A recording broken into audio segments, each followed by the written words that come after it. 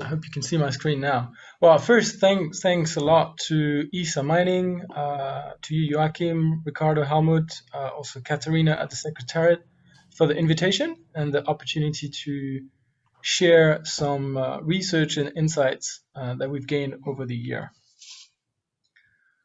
So I'll go very quickly on, some of the basic features and aspects of what we do to get straight to the point of today's presentation around the harmful impacts of mining, but most of all the prevention of these harmful impacts. So the Responsible Mining Foundation was really built on the vision that responsible mining should benefit the economies, improve the lives of peoples, and respect the environments of producing countries. We were established slightly before the UN Sustainable Development Goals were finalized, but we believe this is quite a good summary of how the SDGs apply to the mining sector. One of our main tools has been the Responsible Mining Index framework, the RMI framework, which was an attempt, and I think now a successful attempt at articulating what society in general, society at large, expect from a responsible mining company. It is available in 7 languages now. It's been revised a number of times. This is the 3rd edition now, the version 2022.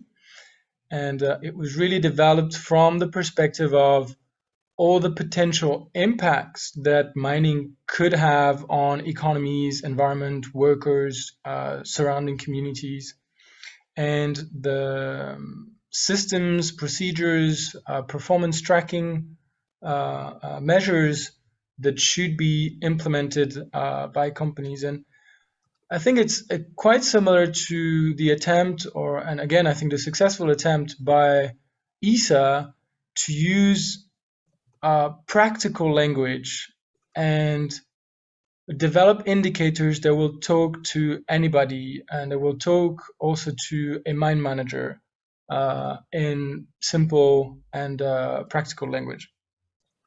So we cover 6 thematic areas on economic development, business conduct, life cycle management, community well-being, working conditions, and environmental responsibility. And we have 3 transversal issues that cross-cut these thematic areas, namely climate, gender, and human rights. And we've really tried hard to embed and frame our indicators around standard good management practices, as shown here on this well-known cycle of the plan, do, check, act, continuous improvement wheel. So we use different names. We talk about commitments, action, effectiveness, but it's all about ensuring continuous improvement in delivering responsible mining. And I won't go through all the details, but what I find very interesting, what I found very interesting when looking at the kind of indicators we have on workers' safety, health, and well-being, well, we have a combination of commitments, joint committees on occupational health and safety, specific measures for women workers, data disclosure, setting targets, continuous improvement, skills transfer, collaborative decision making, and one in all, it just sort of the exact same thing as the 7 golden rules. Here again, we're talking about commitments, risk assessment, defining targets, skills transfer, motivate by participation. So it just seemed very natural for the Responsible Mining Foundation to join ESA Mining last year.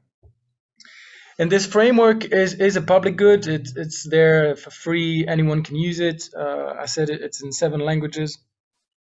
But we ourselves apply it independently every 2 years to assess the performance of 40 of the largest mining companies in the world, including listed companies, not only, also state-owned enterprises, private companies.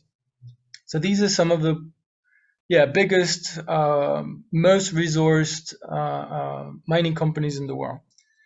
And we assess their capacity to demonstrate with the support of evidence to anyone that they're actually meeting these different requirements or these expectations.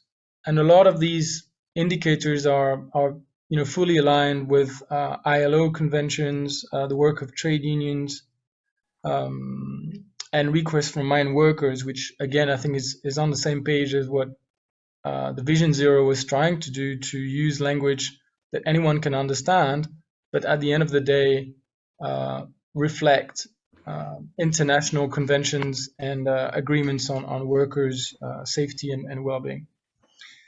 And I just want to share one slide before I get to the point around the harmful impacts of mining. But these are the preliminary results of our 2022 edition that we will publish next year. So for now, we don't see the name of the companies. This is an anonymous chart, but each bar represents one of the 40 largest mining companies in the world. And these are the aggregate score on working conditions. And you see the scores are still very low in terms of what they can demonstrate regarding the commitments they make. I think they're almost all, there in terms of commitment, but when it comes to action and tracking performance, reviewing your performance, implementing corrective action plans, there's still a long way to go. And that brings me to the next point, which is the harmful impacts of mining. In a sense, the Responsible Mining Index and a lot of the work that has been done on responsible mining focuses on the good practices, the leading practices, the continuous improvement, what can be done in the mining industry. But unfortunately, there's still a huge proportion and a large amount of occurrences of harmful impacts that happen, whether it's to workers, polluting environments, impacts on economies, corruption cases, biodiversity, contribution to climate change, and so on. And we had done similar research in 2018 and 2020, looking at sort of the other side of the coin. But we realized that it needed its own report, trying to cover a comprehensive range of harmful impacts. Because in a way, this is why the Responsible Mining Foundation exists, and why there's so many initiatives around mining right now, because there are problems in the industry. So this report is based on public domain information, covers corporate reports, government reports, court cases, independent reports, media, newspapers, and so on. It's available in 7 languages. And some of the key findings I want to share with you, and by the way, the presentations will be available, I think, afterwards, so you'll have more time to look into, some of the recommendations that are towards the end of the presentation.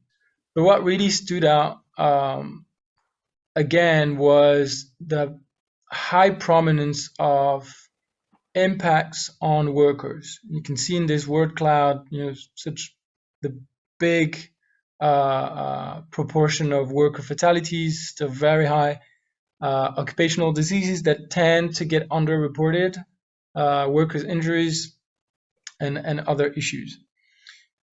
And remember that here we're talking about 40 of the largest mining companies. So this is a small sample.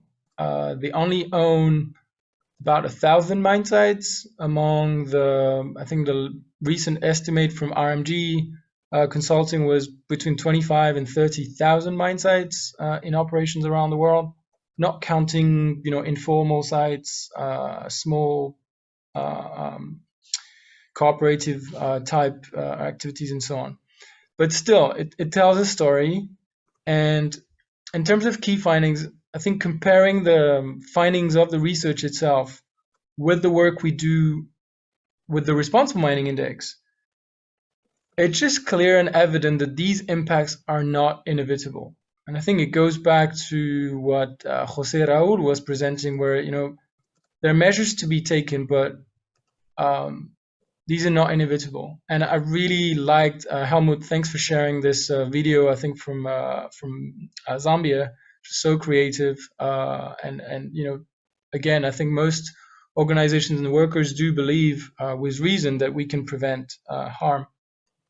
And it is in everyone's interest, the workers and the communities, of course, but also the companies, has Almut reminded us with figures that speak for themselves, governments and the financiers that are behind either providing the capital, the loans, or the shareholders of these companies. And the industry seems to know what is needed for prevention because the leading practices are here. We have the Vision Zero, we have the standards, we have the good practices. But now the lessons need to be applied systematically and proactively. So companies should not wait for a catastrophe to happen before taking measures. And this is something we've also seen in this report, where there have been quite a number of cases where we had to wait for a catastrophe before the companies actually conducted, internal reviews, external audits, and realized there were so many flaws and problems with how the business was run. And I think this has been said in the previous session, but preventing harm calls for courageous leadership. We're going to need the willingness and the leadership from mining companies, but also from other actors, including regulators, inspection bodies, to make this the most important issue, I think, before short-term economic considerations. I have a few more finding slides I want to share with you. I think I have 1 more minute. An important thing was also to realize how a number of issues get underreported by companies. So on the left-hand side, you see the kind of issues that we only found information in media reports, government reports, civil society work, and that covers things like occupational diseases, injuries, attacks on communities, child labor, bribery and corruption, whereas worker fatalities and water pollution, workers' injuries tend to be reported in a quite standardized way by companies. So we'd like to shift this wave to make sure companies also own more of the negative impacts, because if you don't measure and report on them, it's going to be very hard to improve. And one last chart on, again, just to show how, reporting worker fatalities, the first row, it gets almost all green. So companies do report on worker fatalities.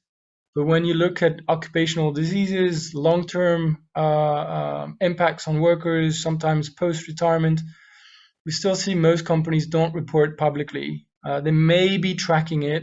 Some of them we know actually don't do it at all. But it doesn't get to public reporting, which is a problem.